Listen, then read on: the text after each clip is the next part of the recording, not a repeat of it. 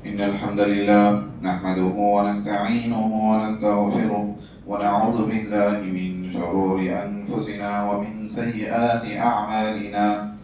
من يهده الله فلا مضل له ومن يضلله فلا هادي له، وأشهد أن لا إله إلا الله وحده لا شريك له، وأشهد أن محمدا عبده ورسوله.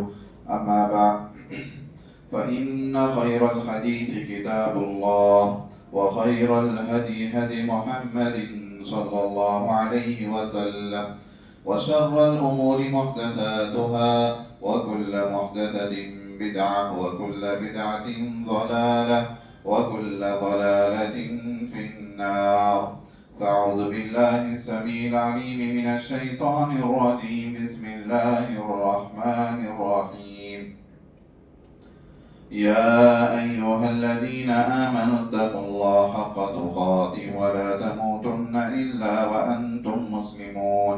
يا أيها الناس اتقوا ربكم الذي خلقكم من نفس واحدة وخلق منها زوجها وبث منهما رجالا كثيرا ونساء، واتقوا الله الذي تساءلون به والأرحام، إن الله كان عليكم رقيبا.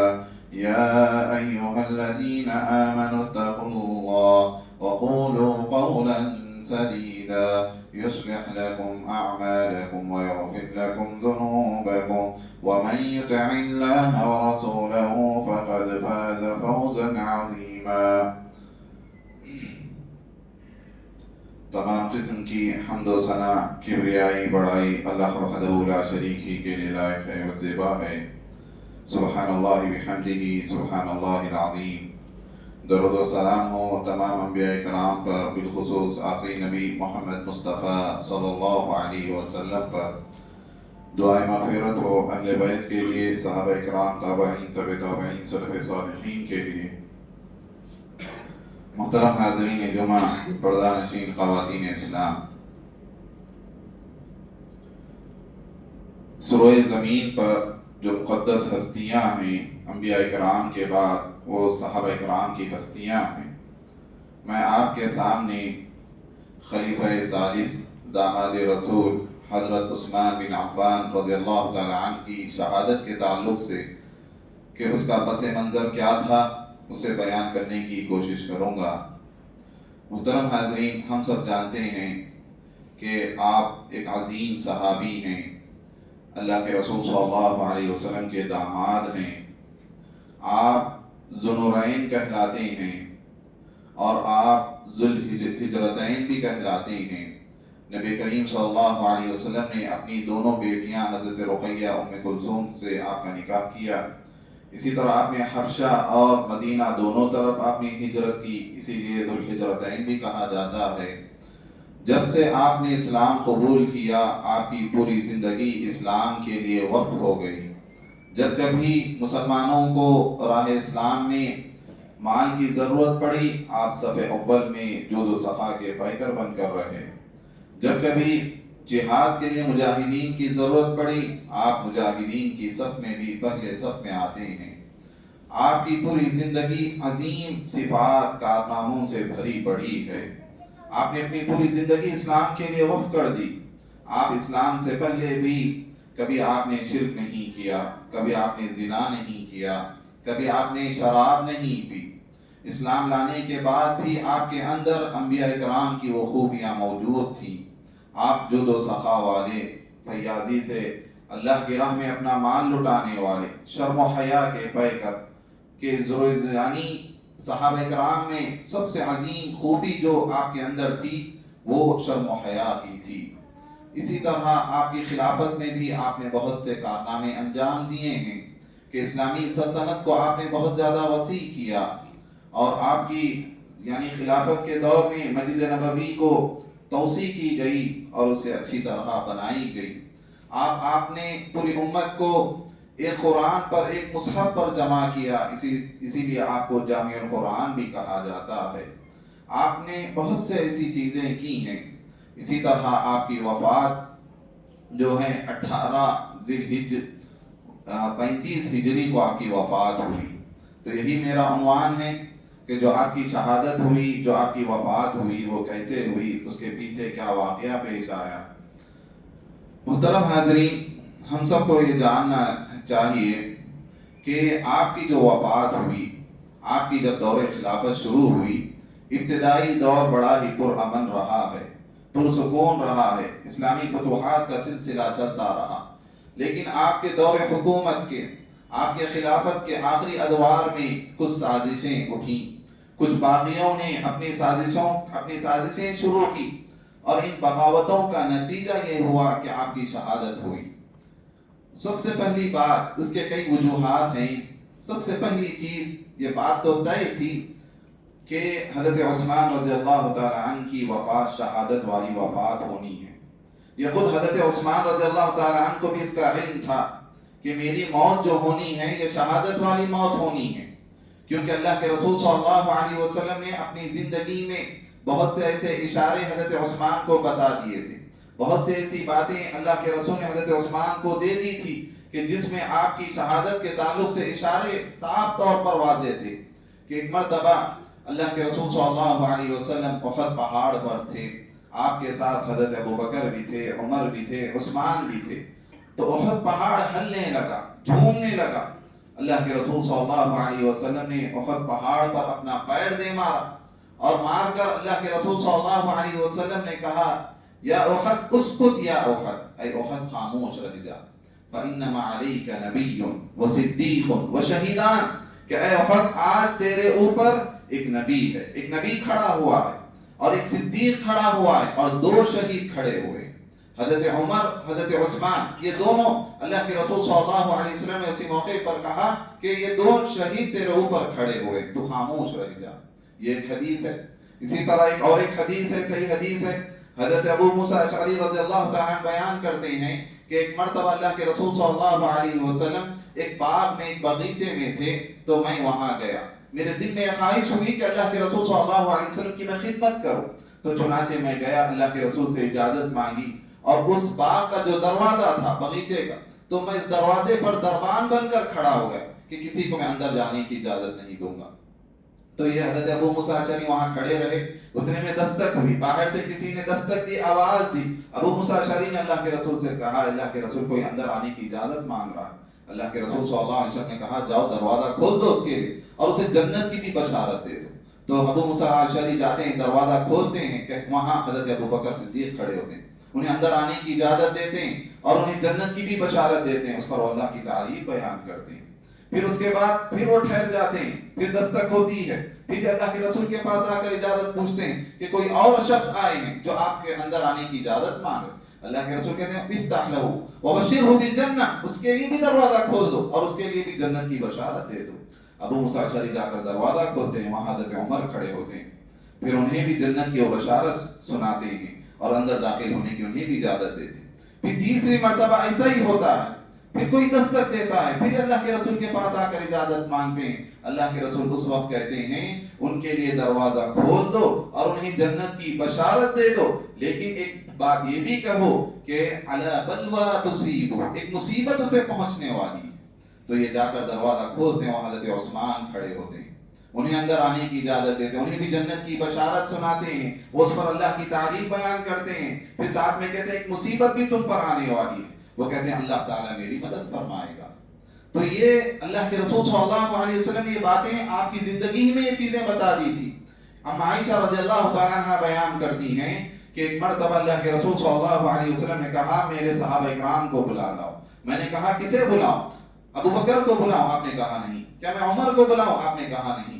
کیا میں علی کو بلاؤں؟ آپ نے کہا نہیں۔ پھر آپ نے سے پوچھا کہ حضرت عثمان کو بلاؤں؟ آپ نے فرمایا ہاں عثمان کو بلاؤ۔ حضرت عثمان رضی اللہ تعالیٰ عنہ کو بلایا گیا، اللہ کے رسول انہیں لے کر ایک کنارے پر جا کر ان سے گفتگو کرنے لگے، ان سے بات کرنے لگے، یعنی سرگوشی کرنے لگے، اور حضرت عائشہ فرماتی میں دیکھ رہی تھی کہ حضرت عثمان کا چہرہ بدل رہا تھا، ان کا رنگ بدل رہا تھا، گویا یہ اللہ کے رسول صلی اللہ علیہ وسلم حضرت عثمان کو آنے والے حالات کی خبر دے رہے تھے، آنے والے واقعات کی خبر دے رہے تھے، پیشن گوئی اللہ کے رسول صلی اللہ علیہ وسلم فرما رہے تھے۔ تو یہ خود حضرت عثمان رضی اللہ تعالیٰ عنہ کے علم میں یہ بات تھی کہ انہیں شہادت والی موت ہونی ہے، انہیں شہادت کی موت ہونی ہے، یہ بات انہیں پہلے سے ہی طے تھی، اللہ کے رسول صلی اللہ علیہ وسلم کی پیشن گوئی تھی۔ اور اسی طرح حضرت عثمان رضی اللہ تعالیٰ عنہ کی جو شہادت ہوئی ہے اس کے پیچھے بہت سے وجوہات ہیں، ان وجوہات میں کچھ وجہیں ہیں جو بہت زیادہ اہم ہیں، بنیادی وجہ ہیں۔ اس میں سے سب سے اہم چیز یہ بھی تھی کہ حضرت عثمان رضی اللہ تعالیٰ عنہ بڑے نرم مزاج تھے، رقیق القلب تھے، آپ لوگوں سے محبت کرنے والے تھے، لوگوں کو آپ معاف کرنے والے تھے، یہ آپ کی فطرت میں تھا، آپ نرم مزاج والے انسان تھے۔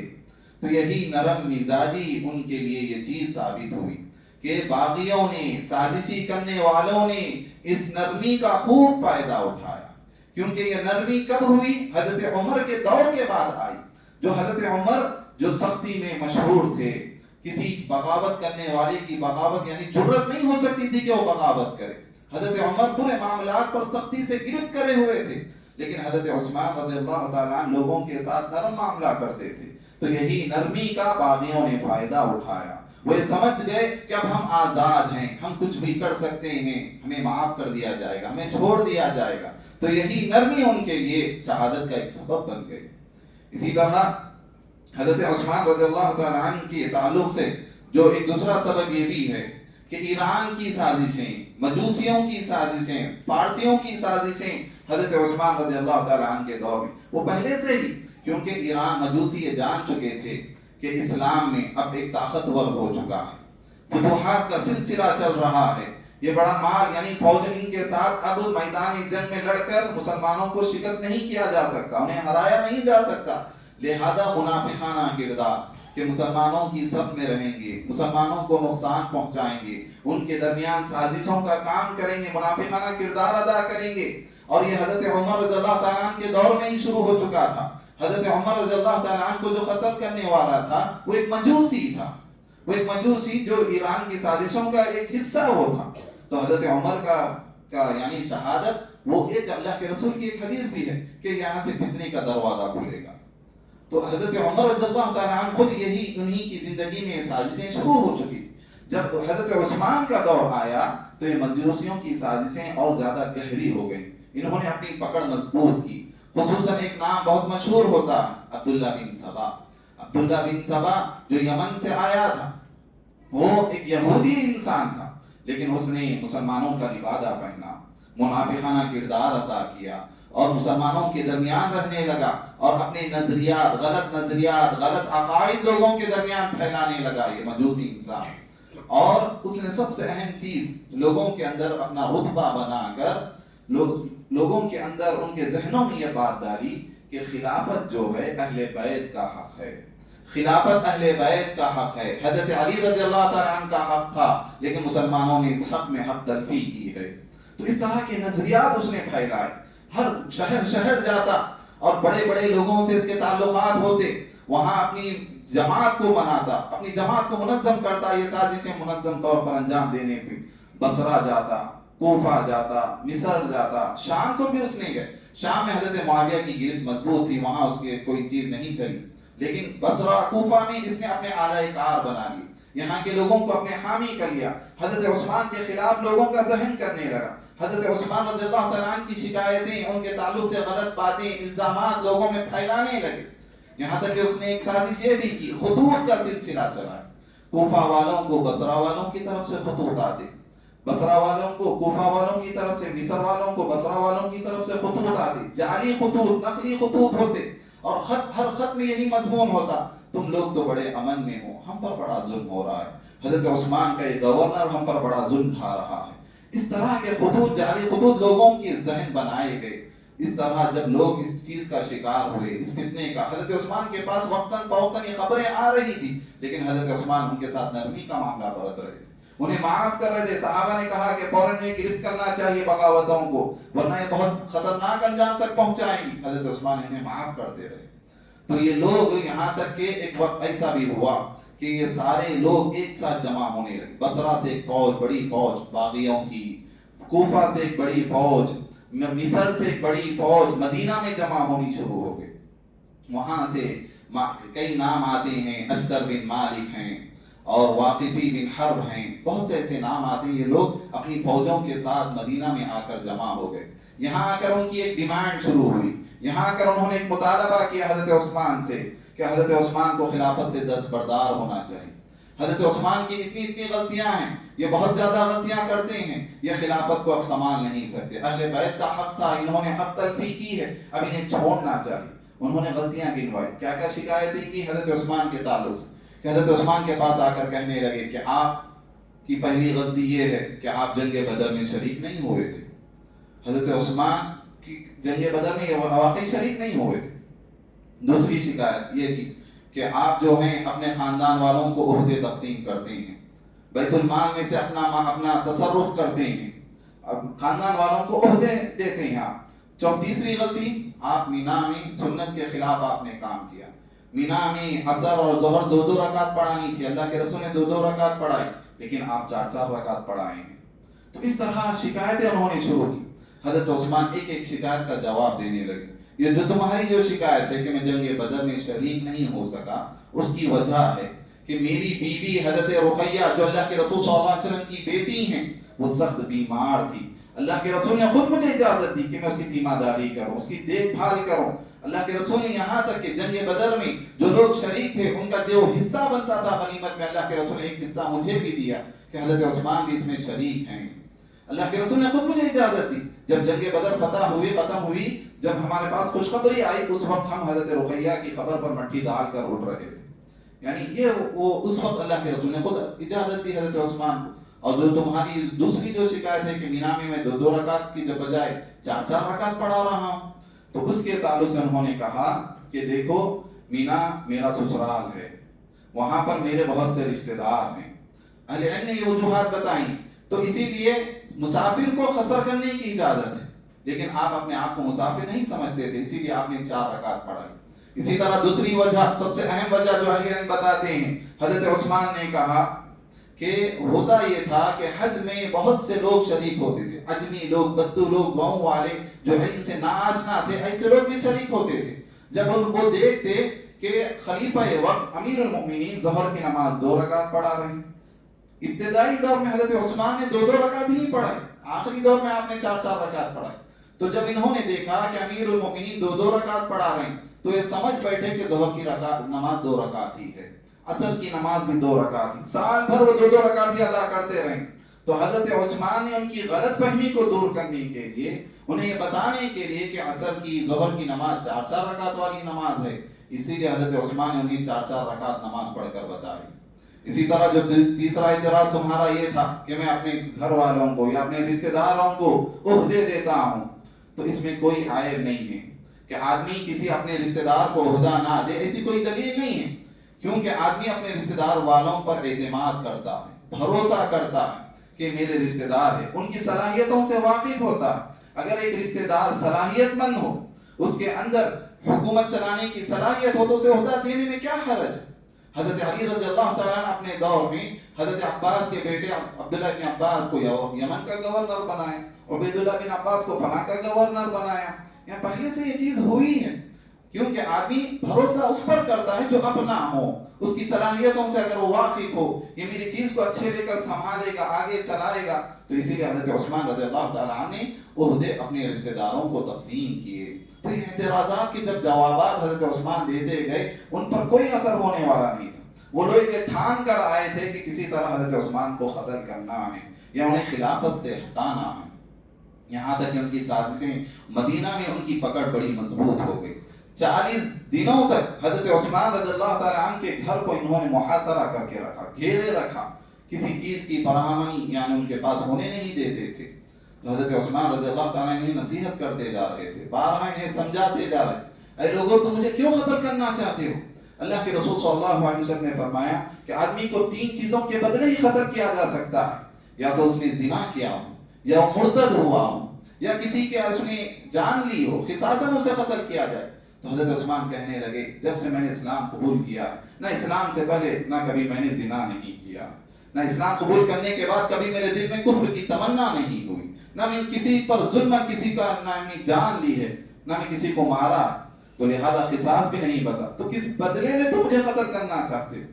یہاں تک کہ جمعرات کے دن جب 17 ذی الحجہ تھی، اس دن حضرت عثمان رضی اللہ تعالیٰ عنہ روزے سے تھے اور ان کے گھر میں پانی بھی میسر نہیں تھا. یہ باغی اتنا سخت پابند کر دیے تھے، محاصرہ کیے تھے کہ گھر تک پانی بھی نہیں پہنچ پا رہا. تو حضرت عثمان رضی اللہ تعالیٰ عنہ اس دن روزے سے تھے، اور یہاں تک کہ جب جمعرات کا دن تھا اور اس رات جب حضرت عثمان رضی اللہ تعالیٰ عنہ سوئے، رات میں خواب میں اللہ کے رسول صلی اللہ علیہ وسلم کو دیکھتے ہیں. اللہ کے رسول صلی اللہ علیہ وسلم فرماتے ہیں عثمان تمہیں ہمارے یہاں تمہیں افطار کرنا ہے. اللہ کے رسول صلی اللہ علیہ وسلم انہیں خواب میں یہ چیز بتاتے ہیں. حضرت عثمان سمجھ جاتے ہیں کہ اب میری شہید ہونے کی گھڑی قریب آ چکی ہے. لہذا دوسرے دن جمعہ کا دن 18 ذی الحجہ، اس دن بھی حضرت عثمان رضی اللہ تعالیٰ عنہ روزہ رکھتے ہیں اور اسی دن وہ شہید کیے جاتے ہیں. یہاں تک کہ جب یعنی ان کے گھر کا محاصرہ کیے ہوئے تھے، بعض صحابہ ان کے گھر کے سامنے کھڑے ہوئے تھے ان کی حفاظت کے لیے، تو یہ باغی لوگ پیچھے کے دروازے سے ان کے پاس داخل ہوئے. دروازے کو جلا دیا گیا، گھر کو جلایا گیا، زبردستی اندر گھسے اور وہاں جا کر حضرت عثمان رضی اللہ تعالیٰ عنہ پر وار کرنا شروع کی. یہاں تک کہ کہا جاتا ہے کہ حضرت عثمان پر جب وار انہوں نے کی تو اس انگلیوں پر انہوں نے وار کیا. تو حضرت عثمان نے کہا تم لوگ مجھے کیوں قتل کرتے ہو؟ یہ وہ انگلیاں ہیں جو میں اللہ کے رسول صلی اللہ علیہ وسلم سے قرآن سن کر سورہ حجرات سے سورہ ناس تک میں لکھتا تھا. یہاں ان کی بیوی حضرت نائلہ رضی اللہ تعالیٰ عنہ بھی موجود تھی. انہوں نے بھی باغیوں کو روکنے کی کوشش کی، ان کی بھی ہاتھ شہید ہوئے. یہاں تک کہ پائے در پہ ان پر اتنے وار کیے کہ وہ شہید ہو گئے. اسی وقت وہ شہید ہو گئے. اور کہتے ہیں کہ جب ان پر پہلا وار ہوا، تاریخ میں یہ روایتیں ہیں کہ جب ان پر پہلا وار ہوا اور خون کے چھینٹے جو پہلے ان کے اچھلے، جب وہ قرآن مجید کی تلاوت کر رہے اس وقت انہوں نے وار کیا. قرآن مجید کی تلاوت وہ کر رہے تھے، ایسی حالت میں انہوں نے وار کیا اور قرآن کے چھینٹے، قرآن پر جب یہ خون کے چھینٹے ان کے قرآن پر پڑے تو وہ آیت تھی فَسَيَكْفِيكَهُمُ اللَّهُ وَهُوَ السَّمِيعُ الْعَلِيمُ کہ اللہ تعالیٰ فرما رہا ہے کہ اللہ تعالیٰ تمہارے لیے کافی ہے، دشمنوں سے مقابلے کے لیے اللہ تمہارے لیے کافی ہے. فَسَيَكْفِيكَهُمُ اللَّهُ وَهُوَ السَّمِيعُ الْعَلِيمُ. یہ آیت دراصل اللہ کے رسول صلی اللہ علیہ وسلم کے تعلق سے نازل ہوئی. اہل علم کہتے ہیں کہ جو لوگ اس بغاوت میں شریک تھے، حضرت عثمان رضی اللہ تعالیٰ عنہ کی شہادت میں شریک تھے، ان کا انجام اچھا نہیں ہوا. بہت ہی بری موت دنیا ہی میں اللہ تعالیٰ نے انہیں سزا دی. خود حضرت علی رضی اللہ تعالیٰ عنہ ان لوگوں پر لعنت کرتے تھے جو حضرت عثمان رضی اللہ تعالیٰ عنہ کو قتل کیے. یہاں کچھ سوالات ہوتے ہیں، وہ یہ کہ حضرت عثمان رضی اللہ تعالیٰ عنہ ان لوگوں کی جو ڈیمانڈ تھی، ان لوگوں کا جو مطالبہ تھا کہ تم خلافت سے ہٹ جاؤ، کیوں نہیں ہٹے؟ اپنی جان کی حفاظت کے لیے خلافت چھوڑ دیتے. تو اس کا جواب یہ ہے کہ وہ اللہ کے رسول صلی اللہ علیہ وسلم کی وصیت پر عمل کر رہے تھے. اللہ کے رسول صلی اللہ علیہ وسلم نے حضرت عثمان کو اپنی زندگی میں یہ بات بتا دی تھی کہ عثمان اللہ تعالیٰ تمہیں خمیس پہنائے گا، وہ خمیس کبھی نہیں اتارنا. لوگ چاہیں گے کہ تم وہ خمیس اتار دو، لیکن لوگوں کے کہنے پر تم کبھی بھی وہ خمیس نہیں اتارنا یہاں تک کہ تم مجھ سے مل جاؤ. یہ اللہ کے رسول صلی اللہ علیہ وسلم کی وصیت تھی. اور یہ خمیس کیا ہے؟ جن کہتے ہیں وہ خلافت ہی تھی کہ اے عثمان اللہ تعالیٰ تمہیں خلافت عطا فرمائے گا. لوگ چاہیں گے کہ تم خلافت سے دستبردار ہو جاؤ، چھوڑ دو، لیکن کبھی ان کے کہنے پر خلافت سے دستبردار نہیں ہونا. یہ اللہ کے رسول صلی اللہ علیہ وسلم کی وصیت تھی جو حضرت عثمان رضی اللہ تعالیٰ عنہ اس پر عمل کر رہے تھے. حکمت کیا تھی کہ اللہ کے رسول صلی اللہ علیہ وسلم نے یہ فرمایا کہ خلافت لوگ اگر چاہیں گے کہ تمہیں ہٹا دیا جائے تو نہیں ہٹنا، کیونکہ خلافت کا ایک وقار ہے، وہ ایک مقام کا رتبہ ہے. لوگ اسے کھلونا نہ بنا لے آنے والی نسلیں کہ جب چاہیں من میں جب آیا کسی خلیفہ کو ہٹا دیں، ہمیں یہ پسند نہیں ہے ہٹ جائے، اس طرح لوگ اسے کھیل تماشا بنا لیں گے. لہذا خلافت کا ایک وقار ہونا چاہیے. اسی طرح دوسرا سوال یہ کہ صحابہ کرام جو مدینہ میں موجود تھے وہ صحابہ کرام حضرت عثمان کی مدد کیوں نہیں کی؟ تو اس کے بھی دو وجہ ہیں. ایک یہ ہے کہ وہ ذی الحجہ کا مہینہ تھا، جب وہ باقی لوگ جب آئے ایک سازش کے تحت، ایک پلان کے تحت، وہ ذی الحجہ کا مہینہ تھا. اکثر صحابہ کرام حج کے لیے مکہ جا چکے تھے، مدینہ میں بہت کم صحابہ کرام تھے. یہاں تک امہات المؤمنین حضرت عائشہ رضی اللہ تعالی عنہا بہت سے صحابہ کرام حج کے لیے جا چکے تھے، کیونکہ وہ لوگ یہ نہیں تصور نہیں کیے تھے کہ معاملہ اتنا زیادہ بڑھ جائے گا کہ شہادت تک پہنچ جائے گا، خلیفہ وقت کو ختم کر دیا جائے گا، اتنا معاملہ اتنا بڑا ہوگا، یہ نہیں سمجھے تھے. صحابہ کرام حج کے لیے گئے تھے. اور دوسری وجہ یہ بھی تھی کہ جو صحابہ مدد کرنا چاہ رہے تھے حضرت عثمان نے انہیں روک دیا. قسم دے کر کہتے تھے اللہ کی قسم کہ تم اگر میری اطاعت اگر تم پر واجب ہے تو اپنی تلواروں کو اپنی نیام میں رکھو۔ صحابہ یعنی تڑپتے تھے حضرت عثمان کی مدد کے لیے، حضرت زبیر آتے، حضرت علی رضی اللہ تعالیٰ عنہ، حضرت حسن رضی اللہ تعالیٰ عنہ آ کر کہتے کہ ان باغیوں سے قتال کرنا ہم پر واجب ہے، لیکن حضرت عثمان کہتے نہیں، میری وجہ سے مدینہ کی حرمت پامال ہو، میری وجہ سے مسلمانوں کے خلاف جنگ کرے، میں یہ نہیں چاہتا۔ تو حضرت عثمان قسم دے کر صحابہ کرام کو روکتے تھے کہ میری وجہ سے آپس میں لڑائی نہ کرو۔ یہ وجوہات کی وجہ سے صحابہ کرام خاموش رہے۔ تو یہ کچھ جو پس منظر تھا حضرت عثمان رضی اللہ تعالیٰ عنہ کی شہادت کا۔ محترم حاضرین، ہمیں چاہیے کہ ہم صحابہ کرام کے نقش قدم پر چلیں، ہم صحابہ کرام سے محبت کریں، ہم صحابہ کرام کے ایمان جیسا اپنا ایمان پیدا کریں، ان کی جیسی ثابت قدمی ہم اپنے اندر پیدا کرنے کی کوشش کریں۔ اللہ تعالیٰ سے دعا کرتا ہوں اللہ تعالیٰ ہم تمام کو نیک عمل کرنے کی توفیق عطا فرمائیں، اللہ تعالیٰ ہم تمام کی مغفرت فرمائیں، اللہ تعالیٰ ہمارے گناہوں کو معاف فرمائیں، اللہ تعالیٰ ہماری نیکیوں کو قبول فرمائیں، ہمیں سے جو پریشان ہیں اللہ تعالیٰ ان کی پریشانیوں کو دور فرمائیں، اے اللہ ہم میں سے جو یعنی قحط سالی کے شکار ہیں بارش نہ ہونے کی وجہ سے، اے اللہ ہم پر بارش نازل فرما، برکت والی بارش نازل فرما، آمین یا رب العالمین۔ بارک اللہ لی ولکم ولسائر المسلمین واستغفروہ انہ هو الغفور الرحیم۔